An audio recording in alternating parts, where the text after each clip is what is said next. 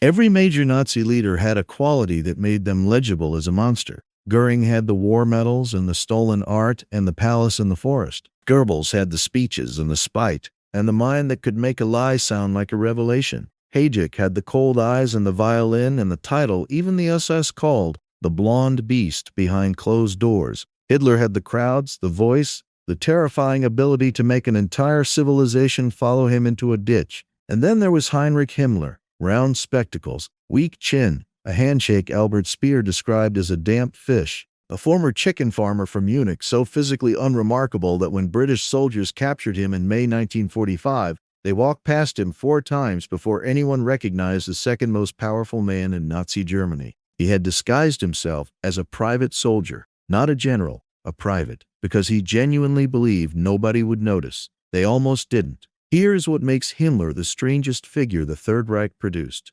Every other senior Nazi was destroyed by his enemies. Himmler built the machine that destroyed them. He ran it for 12 years. And then, in the final weeks of the Reich, he tried to sell it to the people it was designed to kill. The Chicken Farmer, Munich, October 1923. A young man stood in a crowd holding a swastika flag during Hitler's failed beer hall push. He wasn't firing a weapon. He wasn't giving a speech. He was carrying a flag. That was his entire contribution to the most dramatic political moment Germany had seen in years. And even that detail gets him more credit than he deserves, because nobody who was there that day remembered him at all. His name was Heinrich Himmler. He was 23 years old, and he was already used to not being remembered. Heinrich Himmler was born October 7, 1900, in Munich into an ordinary, respectable Catholic family in Munich. A pale, nearsighted boy who kept a diary from age 10, not out of passion, but out of compulsion. Weather, meals, books, the child desperately proving to himself that his days mattered. When the First World War began,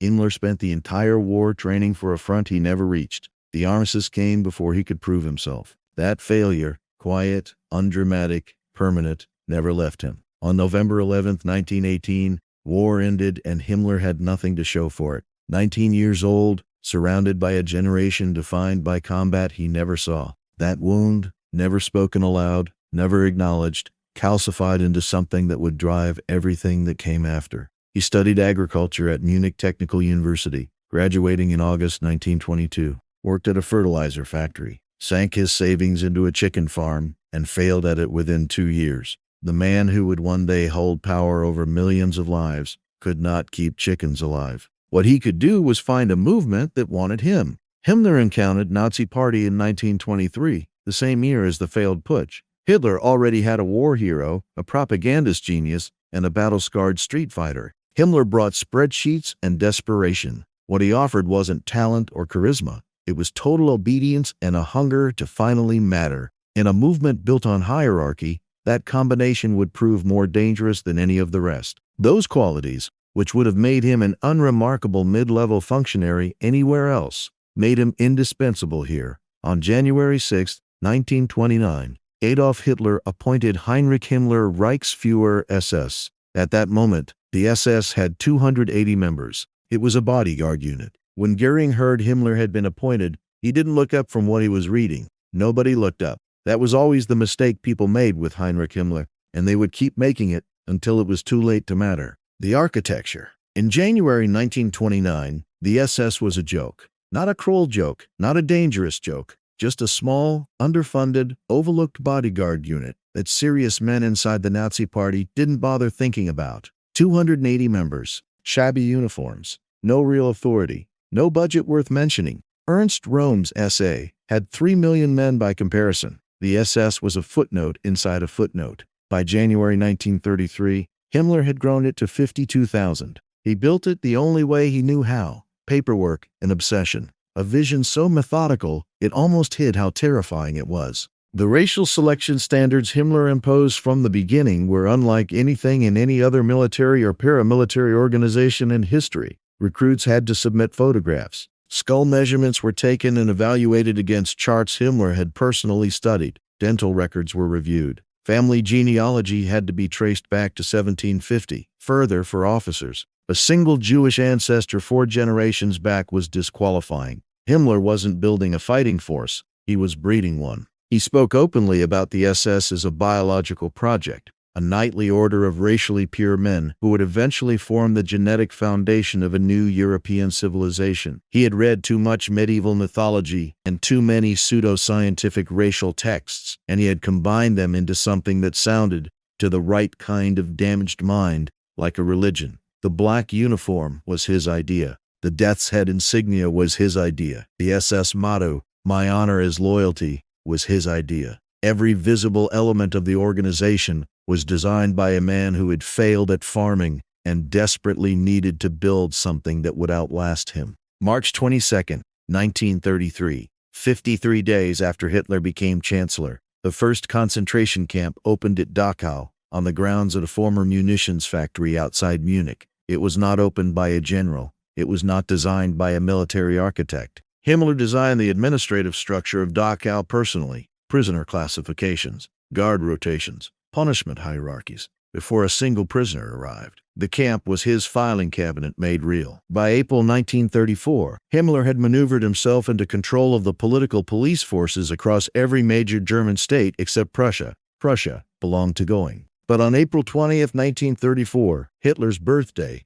Göring handed the Gestapo to Himmler as well. Göring handed control of the Gestapo to the former chicken farmer, whether from boredom or miscalculation, nobody is quite sure. By June 1936, Himmler controlled every police and security organization in Germany. In the summer of 1936, Himmler walked Dachau's perimeter, reviewed the prisoner blocks, checked the administrative records, and looked satisfied. Not like a conqueror, like a manager whose filing system was finally working. That expression tells you everything, because that was always the most dangerous thing about Heinrich Himmler. He wasn't inspecting a whore, he was inspecting his work. The bureaucrat of genocide. On January 28, 1942, 15 senior officials of the Nazi state gathered around a long table in a villa on the shore of the Wannsee Lake outside Berlin. The meeting lasted 90 minutes. Lunch was served afterward, and in those 90 minutes, the administrative framework for the murder of 11 million people was formally coordinated across every relevant department of the German government. Wannsee wasn't where the Holocaust was decided.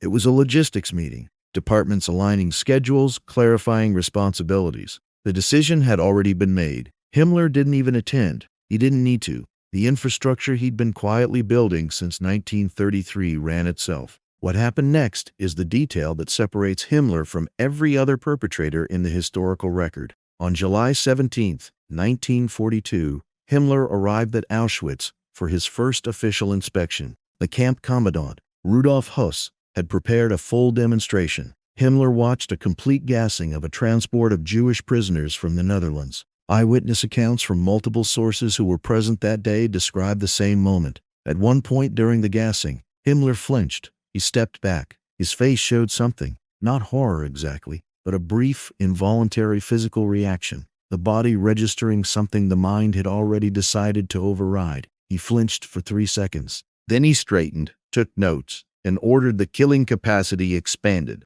The flinch meant nothing. The order meant everything. He returned to Auschwitz on July 18th, the following morning. More inspections, more notes, more margin queries in the careful schoolteacher neat handwriting his archivists would spend decades cataloging. Because here is what no documentary about Himmler lingers on long enough. After Wannsee, after Auschwitz, after the death camps in occupied Poland began operating at full capacity, Himmler received weekly statistical reports on killing totals. Not monthly summaries, weekly updates. Broken down by location, by transport origin, by method. The archived documents that survived the war show his responses to these reports in the marges. Corrections, efficiency queries, notes about improving rail scheduling to reduce delays between transports, suggestions about the management of personal property seized from arriving prisoners. He was managing it, actively, personally, continuously managing it. The way a factory director manages output figures and flags under performance in the morning meeting. Göring signed the order and went back to his art. Heydrich killed because something in him wanted to. Himmler was neither, not detached, not a predator. He was an administrator who flinched for 3 seconds and then expanded the operation. That's what made him different and worse. Himmler was neither. He didn't kill from detachment and he didn't kill from hunger. He killed from investment. Personal, managerial, obsessive investment in a system he had built from 280 men in a borrowed office and a head full of medieval mythology and racial pseudoscience. Richard Evans asked it cleanly, is bureaucratic evil more culpable than rage? Rage is at least human. But Himmler's margin notes read like performance reviews. What do you do with evil that files its paperwork on time? Nobody has answered that cleanly in 80 years. Because the answer forces an uncomfortable confrontation. The most industrialized genocide in history wasn't driven by monsters who enjoyed the killing. It was administered by a man who treated it as a logistics problem, efficiently, methodically, on schedule. And even then, he didn't stop managing. He just changed what he was managing toward. The betrayal. By the autumn of 1944, Heinrich Himmler had spent 15 years building the most powerful internal security apparatus in European history. He controlled the SS, the Gestapo, the concentration camp network, the Waffen-SS divisions fighting on 2 collapsing fronts, and the entire intelligence infrastructure of the Reich. On paper, he was the second most powerful man in Nazi Germany. Broad. In practice, by October 1944, he was beginning to do something no other senior Nazi leader had the nerve or the calculation to attempt. He was looking for a way out. Facing collapse,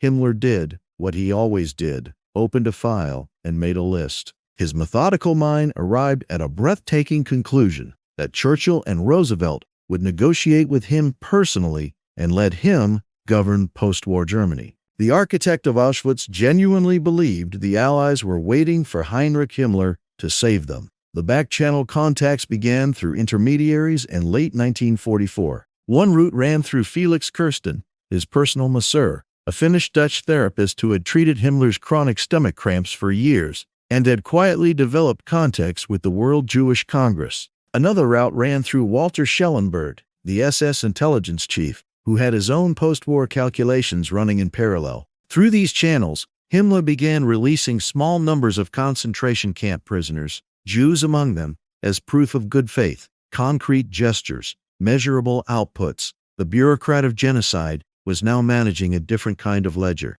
On February 12, 1945, Himmler met secretly with Count Folke Bernadotte, the Swedish Red Cross representative and nephew of the Swedish king, at the Hohenleichen Sanatorium north of Berlin. He proposed releasing Scandinavian prisoners held in German camps to Swedish custody. The meeting was exploratory, careful, and surreal. Bernadotte later described Himmler arriving in his SS uniform, polite and precise, speaking in the measured tones of a man who believed he was conducting a legitimate diplomatic negotiation. They met again on April 23, 1945. Berlin was encircled. Soviet artillery was audible from the meeting room, and Himmler, in what Bernadotte would later describe with barely concealed disbelief, formally proposed a German surrender to the Western Allies, with himself as the negotiating authority on the German side. He asked Bernadotte to convey the offer directly to General Eisenhower. Bernadotte told him no. Himmler shook his hand and left, and he was the only one to all that safe place in what has been so low in blood. The report reached Hitler in the bunker that same evening. And what happened next produced the one recorded moment in the final weeks of the Reich where Hitler moved beyond the flat resignation that had settled over him since Stalingrad and into something that witnesses described as pure, incandescent fury. Hitler expelled Himmler by radio telegram, stripped of every title, every rank, 15 years of service erased. Göring's dismissal had been bureaucratic. This was personal. Himmler was the loyal one, the one who was never supposed to break. Somewhere north of Berlin, he read the telegram and kept walking. The most organized man in the Reich, suddenly without an organization, still convinced he had a future worth moving toward. The disappearing man. On May 1, 1945, Adolf Hitler was dead. Joseph Goebbels was dead. The Reich Chancellery was rubble. And Heinrich Himmler, the man who had built the most powerful internal security apparatus in European history, was standing in front of a mirror,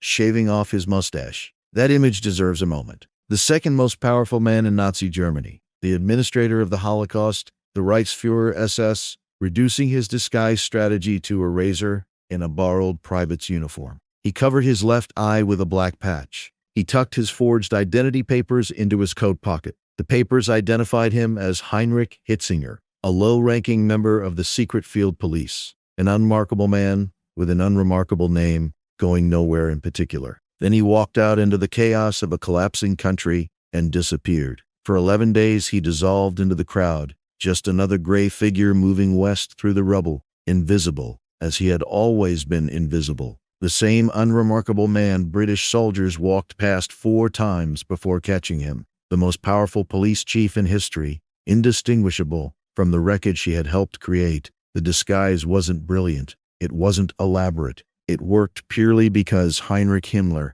stripped of his uniform and his authority and his organization, was simply not a man anyone looked at twice. It ended on May 21st, 1945, at a British checkpoint near Bremervorde, a small town in Lower Saxony. A routine document check. Hitzinger's papers were examined. Something didn't align. Accounts differ on exactly what triggered the suspicion, whether it was the paper quality, a behavioral tell, or simply the checkpoint sergeant's instinct. Himmler was detained and transferred to a British interrogation facility at Lüneburg. The recognition came gradually and then all at once. On May 23, 1945, facing his interrogators, Himmler removed the eye patch and put on his own glasses. He stated his real name quietly and without drama, as if, after 11 days of being nobody, he needed them to know who he had been. The British intelligence officers present called for a medical examination, standard procedure for high-value detainees, a physical search for concealed items, including poison. Captain C.J. Wells began the examination. He checked Himmler's clothing. He checked his hair. Then he asked Himmler to open his mouth. Himmler opened it. Wells looked inside and saw something lodged between the teeth on the lower left side. He reached in with his finger to dislodge it. Himmler bit down. The cyanide capsule he had concealed in a tooth cavity shattered on contact. Soldiers threw him to the floor immediately, trying to force his mouth open, attempting to prevent him swallowing. It was already too late. Within 15 minutes, Heinrich Himmler was dead on the floor of a requisitioned house in Lüneburg, aged 44. He was wrapped in camouflage netting and buried in an unmarked grave on the Lüneburg Heath. The coordinates were kept secret. No marker, never officially confirmed. There is no memorial. There is no gravestone. There is, somewhere in the heath outside Lüneburg, an unmarked patch of ground that nobody visits because nobody knows where it is. Now hold that ending next to the others. Hermann Göring performed for months at Nuremberg, lecturing prosecutors, coaching defendants, commanding the courtroom, before cheating the hangman with a cyanide capsule of his own on October 15, 1946. Reinhard Heydrich was assassinated in Prague in May 1942 and given a state funeral with full SS military honors, his coffin carried through the streets while Hitler stood at the graveside. Goebbels died in his SS uniform in the bunker on May 1, 1945, having first poisoned his 6 children, choosing a death that was witnessed, recorded, and remembered. Every other senior Nazi leader died as himself, visibly, dramatically, in character, until the end. Himmler, the man who had controlled more lethal machinery than any of them, who had personally blueprinted Dachau, who had stood in Auschwitz taking margin notes, who had sent weekly killing reports back to his desk like production figures, died on a floor in a borrowed private's uniform, calling himself someone else, the opposite of every other Nazi leader, all the way to the last breath. And the final inversion, the one that closes the entire story, is the one nobody planned. The man who spent 12 years deciding which human beings belonged in the machinery he had built died trying to disappear into the crowd of people he had spent 12 years sorting. He had classified millions, categorized them, assigned them numbers and transport schedules and arrival times, and at the end, stripped of every title and every file and every uniform, he tried to become one of them. The crowd didn't want him either.